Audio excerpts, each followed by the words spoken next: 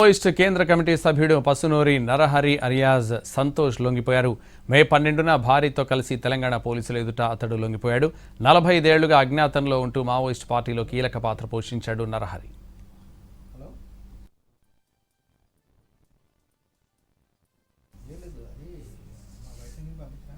ఇదే విషయంపై Telangana DGP CV Anand మాట్లాడుతున్నారు. లైవ్ చూద్దాం.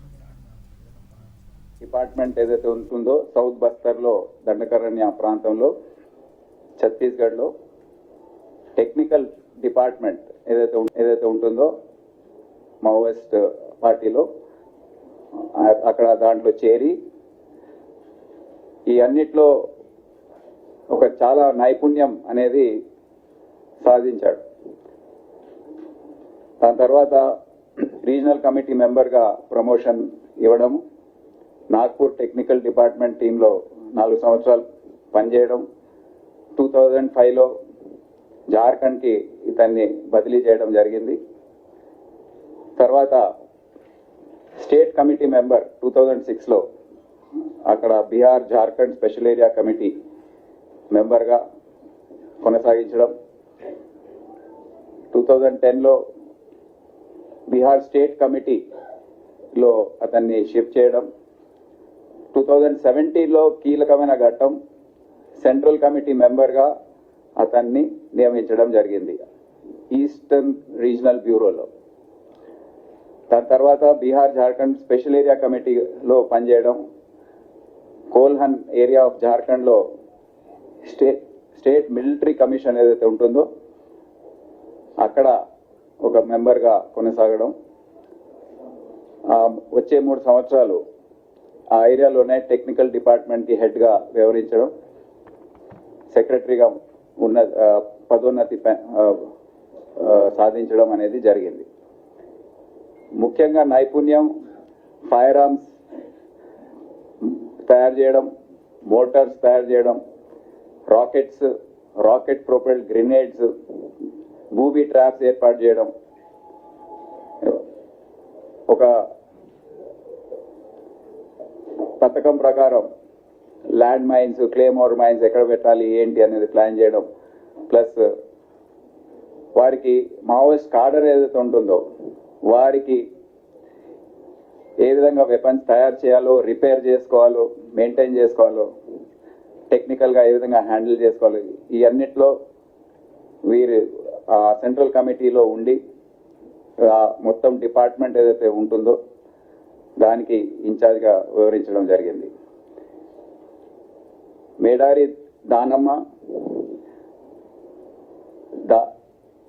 గామలపాడు గ్రామం, దాచిపల్లి మండల్, గుంటూరు డిస్ట్రిక్ట్ చెందిన ఆమె 1st class to 7th class Dachepalli government school గుంటూరులో చదివింది. తర్వాత పసునూరి నరహరిని 1986 సంవత్సరంలో కలిసి 88లో వివాహం చేసుకుంది. దాని తర్వాత బెంగళూరులో డెన్ కీపర్గా ఉన్న సమయంలో ఆయనతో అక్కడే నివసించి తర్వాత ఆయనతోనే ఈ జార్ఖండ్ సౌత్ బస్తర్ తర్వాత జార్ఖండ్కి బదిలీ కావడం, ఇద్దరు కలిసి కట్టుగా అక్కడ ఉండడం, అక్కడ కూడా ఆమెకు టెక్నికల్ డిపార్ట్మెంట్లో ఒక సభ్యురాలుగా పెట్టడం, మరి డిస్ట్రిక్ట్ కమిటీ మెంబర్గా ప్రమోషన్. దాని తర్వాత 2004లో ఆమెని అరెస్ట్ చేయడం జరిగింది నాగ్పూర్లో. నాగ్పూర్ సెంట్రల్ జైల్లో దాదాపు 7 సంవత్సరాల పాటు ఉంది. తర్వాత బెయిల్ పైన బయటకు వచ్చి మళ్ళీ పార్టీలో జాయిన్ అయ్యి యూజీ అయిపోయింది. తర్వాత డిస్ట్రిక్ట్ కమిటీ సెక్రటరీగా బీహార్ జార్ఖండ్ స్పెషల్ ఏరియా కమిటీలో పనిచేసి 2018లో స్టేట్ కమిటీ మెంబర్గా బీహార్ జార్ఖండ్ స్పెషల్ ఏరియా కమిటీలో ఆమెకు పదోన్నతి ఇవ్వడం జరిగింది. అయితే వచ్చే 8 సంవత్సరాలు ఆమె ఆర్గనైజేషనల్ అండ్ టెక్నికల్ రెస్పాన్సిబిలిటీస్ అన్ని కూడా జార్ఖండ్ బీహార్ ప్రాంతంలో హ్యాండిల్ చేయడం జరిగింది. సో వీరిద్దరు కూడా ఈరోజు రాష్ట్ర ప్రభుత్వం ముందు, తెలంగాణ పోలీస్ ముందు ఇక్కడ ఏ విధంగా అయితే గత సంవత్సర కాలంలో మనం చూస్తున్నాము, దాదాపు 800 22 మంది క్యాడర్స్ 2024 నుండి సరెండర్ అయ్యారు. ఈ సరెండర్ అయిన వారిని ఏ విధంగా ప్రభుత్వం చూసుకుంటుంది, ఆదుకుంటుంది అనేది విని వారు ఆ ప్రాంతం నుండి ఇక్కడికి వచ్చి పోలీస్ ముందు సరెండర్ కావడానికి వారు సిద్ధపడ్డారు. ఇదే కాకుండా ఇదే సమయంలో 334 వెపన్స్ కూడా ఈ సరెండర్ అయిన కార్డర్ తీసుకొచ్చారు వారితో. అది చాలా ముఖ్యమైన అంశం. ఇదే కాకుండా ఇప్పుడు ప్రస్తుతం మనము అంచనా వేసుకుంటే దేశంలో ఈ మొన్న జరిగిన జార్ఖండ్లో 15 సరెండర్స్ తర్వాత, ఈరోజు వీరిద్దరు సరెండర్స్ తర్వాత 47 మంది కేవలం మొత్తం దేశంలో మావోయిస్ట్ క్యాడర్ యూజీలో ఉన్నారు. ఛత్తీస్గఢ్లో 15 మంది, జార్ఖండ్లో 13 మంది, ఒరిస్సాలో 15 మంది, తెలంగాణలో 3, ఏపీలో 1, మొత్తం కలిపి 47 మంది ఈరోజు యూజీలో ఉన్నారు. మన రాష్ట్రంలో యూజీ ఉన్నవారు ముప్పాల లక్ష్మణరావు, గణపతి. వారిని సరెండర్ కావాలని మన ముఖ్యమంత్రి గారు కూడా, కేంద్ర హోంశాఖ మంత్రి గారు కూడా అపీల్ చేశారు. వారు ఇంకా రాలేదు. నరహరి గారిని కూడా అడగడం జరిగింది. వారు కూడా వారిని అపీల్ చేస్తారు సరెండర్ కావడానికి. మేము కూడా మళ్ళీ పిలుపునిస్తున్నాం, మీరు ఎక్కడున్నా స్వచ్ఛందంగా వచ్చి లొంగిపోండి. మేము అన్ని విధాలుగా రాష్ట్ర ప్రభుత్వం తరఫున, పోలీస్ తరఫున అన్ని సౌకర్యాలు, మరి ఏదైతే సరెండర్ మరియు రిహాబిలిటేషన్ పాలసీ ఉందో దాని ప్రకారం అన్ని విధాలుగా మేము చూసుకుంటామని వారికి తెలియజేయడం జరుగుతుంది. అదే కాకుండా జోడే రత్నాబాయి, వైఫ్ ఆఫ్ ముప్పాల లక్ష్మణరావు, వారిద్దరు కూడా యూజీ ఉన్నారు. 3వ వ్యక్తి వార్తా శేఖర్ ఎలియాస్ మంతు, ఈమె కమ్యూనికేషన్ వింగ్ దండకరణ్య ఏరియాలో ఆయన కూడా ఇంకా యూజీలో ఉన్నారు. ఈ ముగ్గురికి మేము మరోసారి పిలుపునిస్తున్నాం తెలంగాణ పోలీస్ తరఫున. సెంట్రల్ కమిటీ మెంబర్స్లో కేవలం 2 ఇప్పుడు అజ్ఞాతంలో ఉన్నారు, ముప్పాల లక్ష్మణరావు మరియు మిస్సిర్ బేస్రా ఎలియాస్ సాగర్. వీరిద్దరు కూడా అపీల్ మేము మళ్ళీ ఈ వేదికపై నుండి చేస్తున్నాం. సో ఈ విధంగా మనము కొన్ని రోజుల క్రితం జగదల్పూర్లో యూనియన్ హోమ్ మినిస్టర్ గారి ఆధ్వర్యంలో ఒక సభ జరిగింది. అక్కడ అభివృద్ధి కార్యక్రమాలు ఏదైతే కేంద్ర ప్రభుత్వం మరియు రాష్ట్ర ప్రభుత్వం చేపడుతున్నారో అవన్నీ కూడా వారు లాంచ్ చేయడం జరిగింది.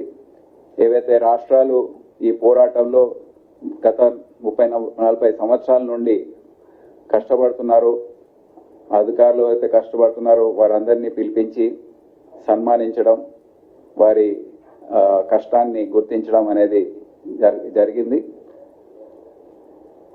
దాని తర్వాత జరిగిన మీటింగ్లో మా వచ్చే రోజుల్లో ఏ విధంగా మనం వ్యవహరించాలి, వీరందరూ ఎవరైతే సరెండర్ అయ్యారో వారందరూ జనజీవన స్రవంతిలో కలిసే విధంగా ఏ చర్యలు తీసుకోవాలి, వారికి ఆదాయం మార్గాలు, ఏదైనా ఎంప్లాయ్మెంట్ గురించి, రీస్కిల్లింగ్ గురించి ఇవన్నీ కూడా చర్చించడం జరిగింది. సో మా తరఫున తెలంగాణ పోలీస్ మరియు తెలంగాణ ప్రభుత్వం తరఫున ఏవైతే కన్సర్న్ డిపార్ట్మెంట్స్ ఉన్నాయో, కలెక్టర్స్ కానివ్వండి, ఇతర అధికారులు, వారందరూ కూడా ఏకతాటిపైకి వచ్చి వీరందరూ ఏం చేస్తున్నారు, ఏ విధంగా వారి జీవన శైలి ఉంది, ఏ విధంగా వారికి సహాయం చేయొచ్చు, ప్రభుత్వ పరంగా వచ్చే పథకాలు ఏవైతే ఉన్నాయో, ఈరోజు వీరికి ఏదైతే రివార్డ్ మనీ ఉందో 25 లక్షలు మరియు 20 లక్షలు వారికి అందజేయడం జరిగింది. వచ్చే రోజుల్లో వారికి రాష్ట్ర ప్రభుత్వం ఏదైతే అష్యూర్ చేసిందో, ప్రామిస్ చేసిందో, హెల్త్ కార్డ్స్ కానివ్వండి, వారికి వారం రోజుల క్రితమే వీరు వచ్చారు, కానీ వారి ఆరోగ్యం అస్సలు బాలేదు. మలేరియా మరియు డెంగ్యూ సమస్యతో బాధపడుతూ దాదాపు 10 రోజుల పాటు మేమే చికిత్స అంతా కూడా సౌకర్యాలంతా అరేంజ్ చేసి వారు ఈరోజు కోలుకొని మీ ముందు ప్రవేశపెట్టడం జరిగింది. సో ఈ విధంగా అన్ని విధాలుగా మేము వీరందరినీ ఆదుకుంటున్నాం. సో ఈ సందర్భంగా ఎవరైతే మిగిలి ఉన్నారో మావోయిస్టులు, యూజీ క్యాడర్ ఉన్నారో, ఎవరైతే ఈ 822 మందిలో ఎవరైతే ఛత్తీస్గఢ్ వారు ఉన్నారో, మేము వారికి రివార్డ్స్ ఇచ్చిన తర్వాత, ఎక్స్గ్రేషియా అమౌంట్ ఇచ్చిన తర్వాత వారిని మళ్ళీ వారికి అప్పచెప్పడం జరిగింది. కేవలం 5-6 ఉండే వారిని కూడా ఈ గత వారం రోజుల్లో ఛత్తీస్గఢ్ ప్రభుత్వానికి అప్పగించాం. ఎవరైతే మన ప్రాంతంలో ఉన్నారో, నేను తొందరలో ఆ ప్రాంతాన్ని విజిట్ చేయబోతున్నాను. అక్కడ వ్యక్తిగతంగా వారిని కలిసి అక్కడ ఏమీ అవసరం అనేది వీరిపైన మేము దృష్టి సారించి ఎస్ఐబి మానిటర్ చేస్తూ ఉంది. సో ఈ చర్యలన్నీ కూడా మేము తీసుకుంటామని మీకు తెలియజేస్తున్నాం.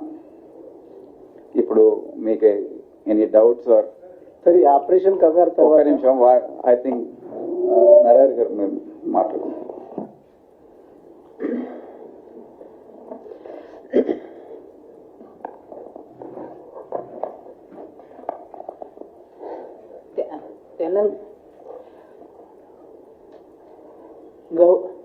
గౌరవనీయులైన తెలంగాణ ముఖ్యమంత్రి రేవంత్ రెడ్డి గారికి మరియు డిఐజీ సివి ఆనంద్ గారికి మా హృదయపూర్వక కృతజ్ఞతతో పాటు నమస్కారాలు తెలియజేస్తున్నాం. దానితో పాటే ఏడీజీ ఇంట్ మరియు ఐజీ గారికి కూడా ప్రత్యేక కృతజ్ఞతలు తెలియజేస్తున్నాం. ఈ సందర్భంగా ప్రెస్ మిత్రులందరికీ మా హృదయపూర్వక వందనాలతో పాటు మేమందరము ఈ సందర్భంగా మెయిన్ స్ట్రీమ్లోకి వచ్చినందుకు మీరందరూ కూడా మాకు సహకరించాలనేది మా విజ్ఞప్తి చేస్తున్నాం. ఇది భారతదేశంలో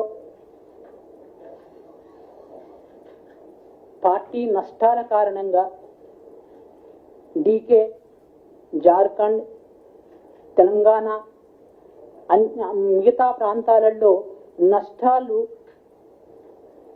చవి చూసినందున సాయుధ పోరాటం అనే ఏదైతే దారి ఉందో అది ప్రస్తుతము కష్టాలమయంగా కనిపిస్తున్నది. దాని కారణంగా తెలంగాణ సర్కారు కల్పించిన మెయిన్ స్ట్రీమ్లో భాగంగా అందులో ఉండే అనుకూలతల కారణంగా మేము మెయిన్ స్ట్రీమ్లో తెలంగాణ మెయిన్ స్ట్రీమ్లోకి కలవాలనేది మేము జార్ఖండ్లోని మిశ్రి విశ్రా పీబీ మెంబర్, సిసి మెంబరు ఆధ్వర్యంలో వారి దగ్గర అనుమతిని ప్రాప్తించి వారి నుండి అనుమతిని పొంది మేము తెలంగాణ సర్కారు ముందు, తెలంగాణ పోలీసుల ముందు మేము మెయిన్ స్ట్రీమ్లో భాగంగా వెళ్తామనే విషయాన్ని తెలియజేశాము. వారు కూడా మాకు అనుమతించారు. మీరు మీ ఆలోచన ఎలాగున్నా మీరు వెళ్ళవచ్చు, దానికి ఎలాంటి అభ్యంతరము లేదు అనేది అక్కడి పీబీ మెంబరు మిశ్రి విశ్రా తన అభిప్రాయాన్ని తెలియజేశారు. ఇది ప్రజలందరికీ మేము తెలియజేసేది ఏంటంటే ఈ సందర్భంగా ప్రజలందరికీ మా హృదయపూర్వక వందనాలతో పాటు పేద ప్రజలు తప్పకుండా ఏనాడో ఒకనాడు వాళ్ళ హక్కులను సాధించుకొని లీగల్ పద్ధతుల ద్వారా ఈ దేశానికి ఉపయోగపడతారనేది మా ఆశ. మేము కూడా వాళ్ళకు శాంతియుతంగా ఆ ప్రయోజనం చేయాలనేది మా ఆశగా ఉంది. ఇంతే నేను చెప్పదలుచుకున్నది. ప్రస్తుతం పరిస్థితి ఎలా ఉంది అక్కడ? సార్ ఒక సభి అందరికీ మీకు ఒక విషయాన్ని ఈ ప్రెస్ మీడియా తరఫు నుండి చెప్పదలుచుకునేది ఏంటంటే, జార్ఖండ్లో ఉన్న సిసి పీబీ మెంబర్ మిశ్రీ బిశ్రా దాదా, పూర్వ సచివ్ గణపతి గారికి మేము ఈ ప్రెస్ మూలకంగా తెలియజేసేది ఏంటంటే, తెలంగాణ సర్కారు కల్పించిన అనేక సదుపాయాలు, దానితో పాటు దేశంలో ఉన్న పరిస్థితులు మనకు అనుకూలించని పరిస్థితుల కారణంగా వారు కూడా ఈ మెయిన్ స్ట్రీమ్లోకి వచ్చి చేరి తెలంగాణకు లో ప్రజలకి, తెలంగాణ సర్కారుకి దగ్గర వచ్చి మెయిన్ స్ట్రీమ్లో కలవవలసిందిగా తెలియజేస్తున్నాం. మీరు పోలిట్ బ్యూరోకి చెప్పొచ్చారని చెప్పారు కదా, పీబీకి ఇప్పుడు ఎవరున్నారు? పీబీకి సంబంధించిన వ్యక్తులు ఎవరు ఇప్పుడు? ఇది పీబీ మిశ్రీ బిశ్రా అనే కామ్రేడు ఇప్పటికీ పీబీగా కొనసాగుతున్నాడు జార్ఖండ్లో. మిశ్రీ బిశ్రా దా ఏది జార్ఖండ్లో బీజేఎస్ఎఫ్. ఇక చాలని వాళ్ళకు ఆయనకు వద్దు. DGP Sahab, Avinash Pujari from IANS. My question to you is, at one side, Amit Shah ji says कि हम नक्सल मुक्त भारत बना चुके हैं, एक तरफ आप अपील कर रहे हैं, क्या ये कॉन्ट्रडिक्टरी नहीं है? नहीं, कोई कॉन्ट्रडिक्शन नहीं है इसमें. ये बात है कि ऑलरेडी ऐसे समय आ गया है कि वो निहत्थे हैं, अभी वो कोई तरीके के ऑपरेशन नहीं कर पाएंगे और वेपन्स पूरे दे दिए हैं, समर्पण किए हैं और केवल देश में 47 लोग अभी यूजी हैं. तो ये भी सब हर जगह फैल चुके हैं और सरेंडर करने के लिए एक रास्ता ढूंढ रहे हैं. तो ऐसे अपील करने पर जरूर आएगा. कोई, हम तो अभी ये मान के चल रहे हैं कि ये खत्म हो चुका है और जो भी बाकी हैं उन सबको हम लेकर आएंगे और जो भी सरेंडर हो चुके हैं वो हमको ये चैलेंज है कि फिर वापस कुछ ना करें, उनको मेन स्ट्रीम में और सोसाइटी में इंटीग्रेट करना है. तो ये हमारा चैलेंज है, वो हम जरूर करेंगे. सर, बीजेपी गवर्निंग स्टेट से आप क्या डिफरेंट कर रहे हैं कि आपके पास आके सरेंडर कर रहे हैं बस?